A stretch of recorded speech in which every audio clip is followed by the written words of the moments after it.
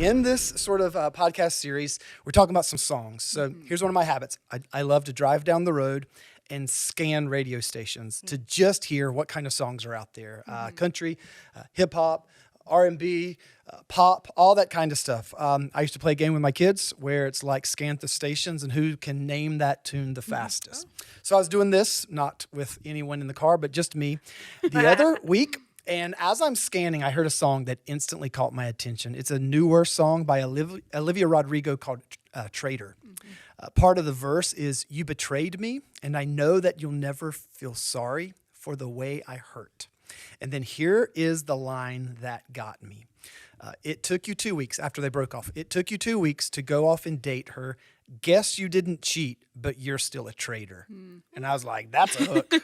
That's a good line. Oh, yeah. So the song deals with issues like betrayal, deals with trust, deals with integrity, deals with character, and so on. What do you two think about that? Yeah. Well, first off, Olivia Rodrigo is like big in my age group right now. We love her. Even if you don't go through the same thing she's done, her lyrics, you immediately relate to. Yeah, it draws you in. Yes. Yeah. So this song I love because there's so much backstory. I'll give you a little context. Ooh. She was dating this guy, Joshua Bassett. They broke up. Like you said, 2 weeks later, he's with the new girl, Sabrina Carpenter. Joshua. How could you? But the whole time he would tell her, no, we're just friends. We're just friends. And it's that concept of like, well, opposite gender friendships, like how far is too far in those friendships? And especially when it's something like this, where 2 weeks later you're dating that person that was just a friend. Right. How much were you guys friends? Totally. Which leads to the question, do you guys have any stories of friendship lines blurring, any gray zones? Okay, wait.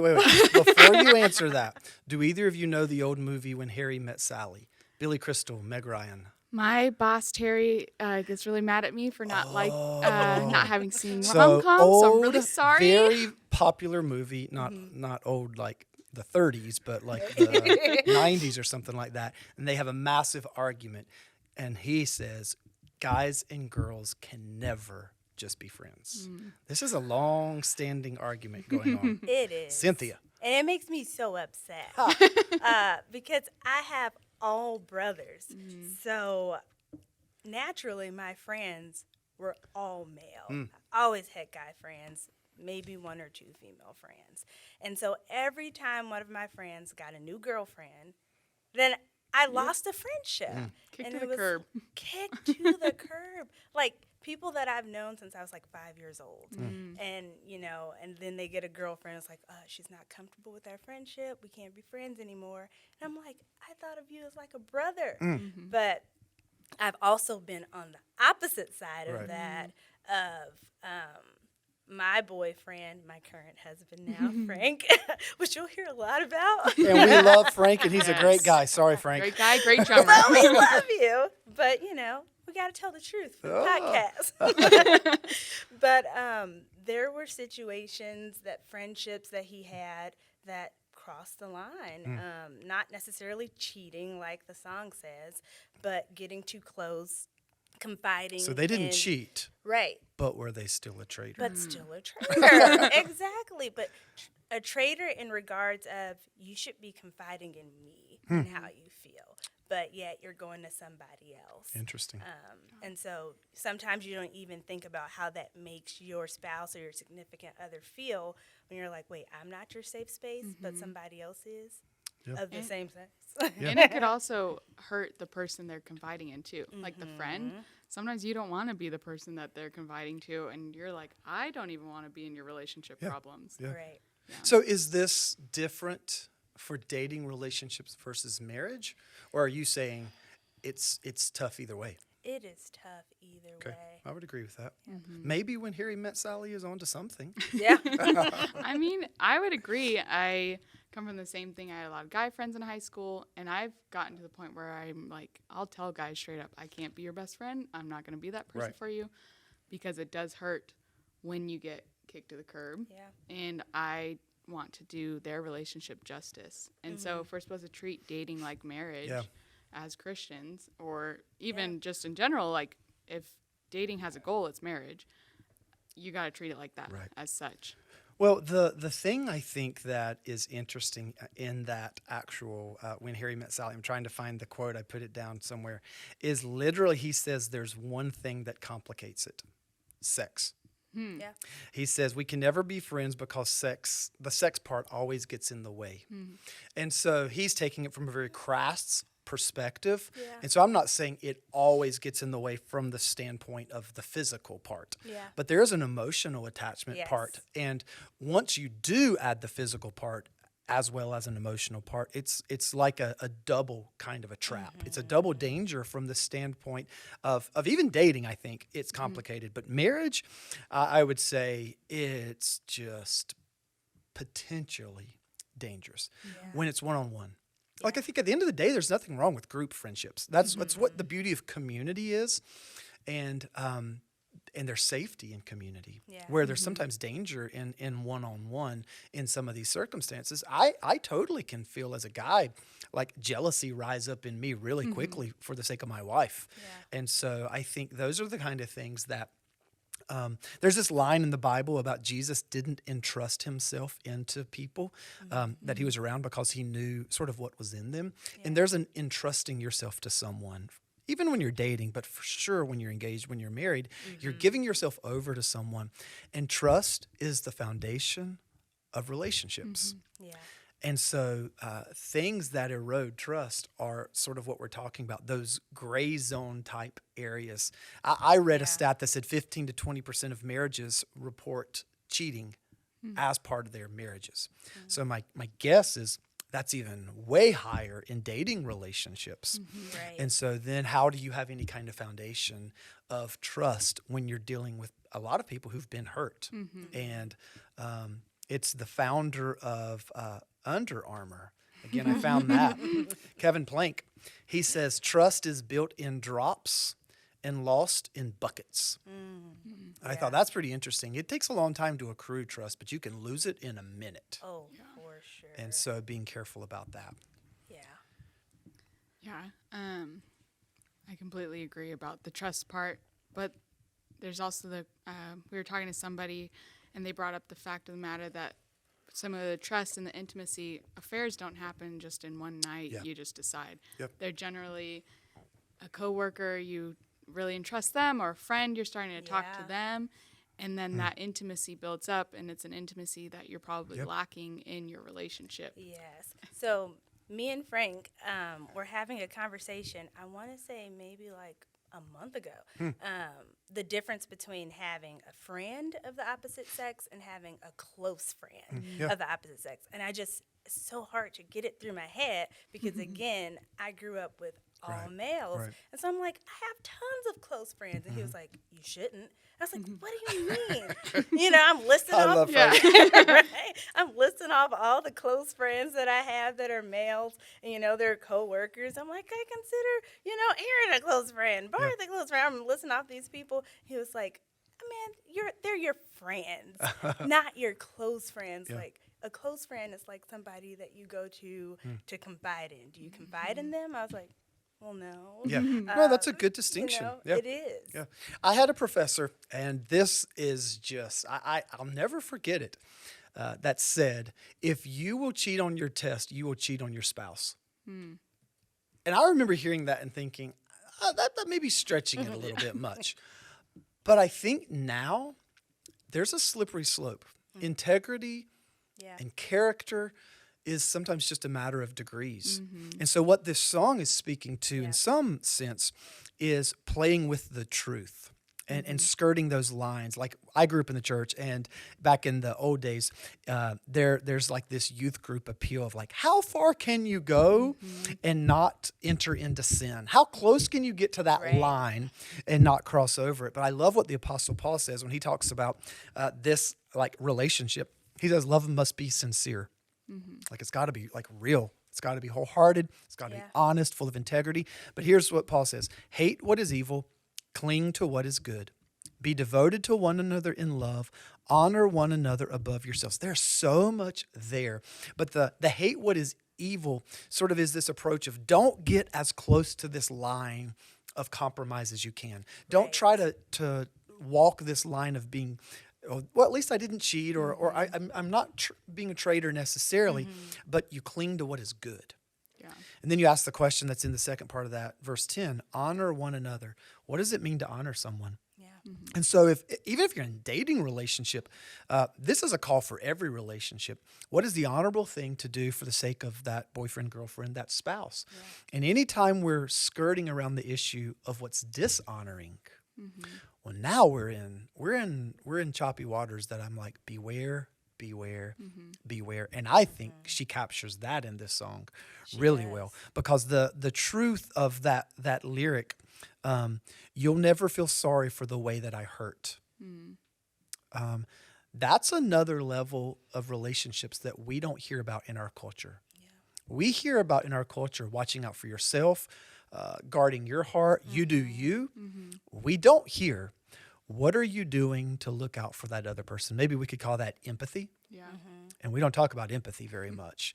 But honestly, if we're going to have real relationships, true relationships, they're going to be based on this honoring one another concept, not just doing your own thing. Absolutely. I feel like that's very in line with, when you think about selfishness. Yeah. That's not cheating, but it's still a traitor. Yeah. It's like something you don't expect your significant other or your spouse to be. And again, sorry, Frank. He's gonna want you guys to kick me off the podcast. Bring him on next time around. We'll bring Frank in for the other side of the story. I don't like this. But Frank's an only child, and I came from a huge family. And so naturally, he has more selfish tendencies. I had to share everything. I mean, everything. And we didn't come from a wealthy family, so I mean, you shared your toys, clothes, like everything. And Frank didn't have to share a thing. Yeah. And so we always ran into issues of selfishness to the like in our dating relationship, in the beginning of our marriage, and like even now today, like as simple as I'm watching TV and he'll walk in the room and pick up the remote and change the channel, and I'm like, did you not see me doing? I was watching TV. Oh wait, you didn't get that memo about guys and remotes? Yeah. Listen, but it's just now he catches himself and he's like, I'm sorry, I didn't even notice. But it's just such a selfishness. You don't really think about it that way, but it's dishonoring to your spouse or to your significant other. Well, I think I brought it on this podcast. Andy Stanley has the great quote of marriage and relationships. It's about a race to the back of the line. Yeah. It's about outserving one another. And so when we talk about such a great image. Boundaries and lines, if you are pursuing this person in a godly manner, you don't even care about the line or boundary because you're so far from it. Yeah. You don't even want to know, like, well, what can I and can't do? Like, you're not even worried about that. Right. And so it's that idea of I'm going to focus on my relationship with you and God honoring and not even worry about having a friendship with an opposite gender or what's allowable and what's not. And so that's so radical in our world today. Yeah. Yeah. It may be simple, I think, when we read it through maybe a Christian lens. It's so radical in our world today. Because a song like this, TV show that we watch, whatever, I mean, I think we're living in a world now that says adultery, okay, well, whatever makes you happy. I think there's still a bit of a conscience that says, okay, we know that's a line. But being a traitor, a tendency, one of you put this in the notes, is just the definition. One who is false to an obligation or a duty. Like, that's a pretty simple, like your obligation to honor another person. Well, now you're getting really personal. Yeah. Because you're saying, well, it's flirting. It's pornography. It's escape fantasies that are these traitorous kinds of activities because they don't honor the other person. Versus what you just said, Danny, of how do we love and serve you in a way that brings honor and dignity and respect to you, to each other, to the other person. That's a completely different set of questions that we don't have a lot of songs on the radio talking about that kind of thing. But we know biblically, Jesus says, here's the way. And in John 15, we're told, greater love has no one than this, to lay down one's life for one's friends. And one of the things I was thinking about on this topic is C.S. Lewis writes about the basis of any good marriage is friendship. Yeah. And friendship as the core of a relationship is built on trust. It's built on character. It's built on, like you said, selflessness. It's built on faithfulness. It's not built on our thoughts or our actions in a moment. It's over time, Yeah. being shown to be trustworthy Yeah. and to be faithful. Not just can we talk a good game, but like, Right. do we literally live it out? And I think the model that Jesus gives us, the NIV translation says Philippians 2, this is off the top of my head, something about Jesus' humility. And in our relationships with each other, we should take on Jesus' posture. That the way that he lives, the way that Jesus carried himself is the foundational way that our relationships will go best. Yes. And if we could lean into that for the sake of our marriages, in dating relationships, then we're tapping into this power that God has, and it's unlike anything that this world has to offer. And if we could do that, then we're really bringing honor. Then we're really bringing this ability to help others experience the fullness of life that God has for them as well, because we're living out of that, Yeah. not chipping away at that over and over and over again. And so, like, I don't know, there's something about this line that just makes me think, if we could evaluate our attitudes the way that in this song she's evaluating actions, we could maybe prevent so much of the pain. A lot of the times as a pastor, I'm talking to people and it's like, well, crap, it's too late. You've already done this. I said crap, sorry. I didn't mean to say that. It's like, it's too late. Like, the hurt's already been there. Like, Yeah. what if we took preventative measures to say, we don't want to go there. We don't want to enter into that. We don't want to approach that line. We're going to do everything we can to walk in honor, and we don't even have to go through that pain. And that's preventative. And at the end of the day, it's way more filled with peace Yeah. than having to be on the other side and deal with reconciliation and restoring things after they're Absolutely. broken. And I know that, everybody doesn't have the time to do this, but it's been really helpful. Me and Frank try to find time every single morning before we do anything to get in the Word together, but also to ask those uncomfortable conversations, Ooh, wow. uncomfortable questions, That's and have amazing. those really deep conversations around, like, even the conversation that I was talking about earlier about, close friends versus friends, like, we want to bring up those uncomfortable topics and just talk about it. So communication within these things is just so important. I love that. Because it does That's so cool. avoid, like Yeah. you were No, saying, absolutely. avoids those Well, before it also happens. brings alignment, because even if they're your set of expectations versus his set of expectations, those are going to crash at some Yes. point. So that's genius, to talk through the alignment, to say, are we on the same page Yeah. on this? And can we agree? Like, as for us, this is the way we're going to go. Yeah. And this is the way we're going to walk, so that we don't have to enter into this choppy Yeah. water and avoid that. Now, if you guys could give 3 points of advice for people that they hit the choppy water, they're in it, they Yeah. are dealing with infidelity, are there 3 points you'd give them? Any advice? I know it's a 3 big points together? big 3 points topic. each? I mean, it's a big topic It's to a massive tackle, topic. but It is. with the time we have left, is there anything you have to say for people that they're like, I'm already in it? You go first if you have anything. Oh, wow. Okay. Not to put you on the extra spot. I would say just pray together. If you've chosen to forgive after that, you have to communicate and over communicate and pray together. And I highly suggest finding a mentor couple who has gone through it and survived. Yeah. Because you're going to have some really good days. You're going to have some really hard days.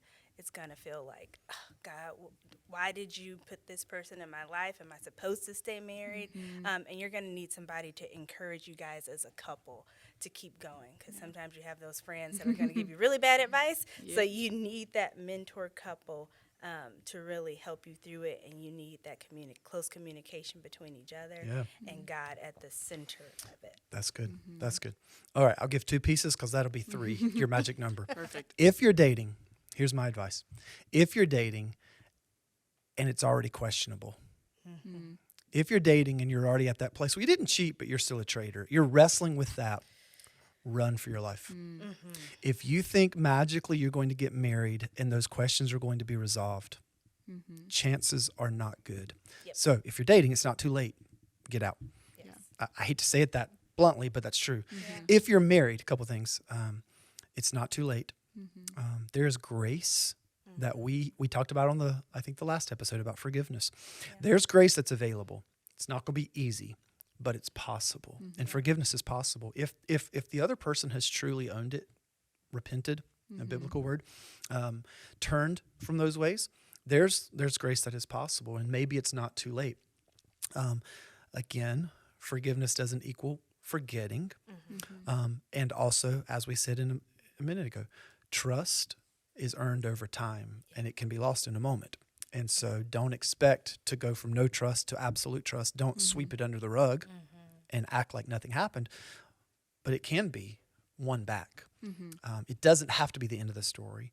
But for some, it is. And unfortunately, it's heartbreaking. And we hear these stories of heartbreak.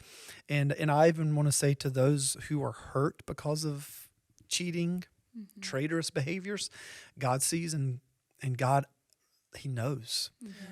We're told Jesus, one of his best friends, betrays him completely. So Jesus is able to empathize with us in those moments. And we have a God who knows and sees those tears and those pains and walks with us through those moments. Absolutely. And we would just pray for hope to be restored in that person's heart if it's too late, too far gone. But then for others, we would say, what the scripture says very clearly is we have our own personal responsibility. We're not responsible for somebody else. So as much as it's possible, as much as it depends on us, we seek to live at peace with other people. And if we can be that person of peace, if we can do that right thing, then we can see God do what only God can do. And so that's sort of the after the fact part. And I just want to end on the preventative part. Like, let's seek to honor each other. Let's seek to walk together in a way that lifts up others and brings dignity to each other. And we don't even have to go towards that line of how much can I get away with? No. Wrong question. How can I honor God, honor others, and experience all that God has for us in the relationships of our life? Yes. Thank you so much for Thank you too for being here today. doing this today. If you want to check us out, you can head to hillsidechurches.com for more information. I know you invited the listeners to a Sunday at the top of this. That'd be awesome. Yeah. And stay tuned for more Sidebar. Absolutely. Okay. Talk to you soon. Bye. Bye. You betrayed me, and I know you'll never feel sorry for the way I heard, you talked to her when we were together, loved you at your worst, but that didn't matter.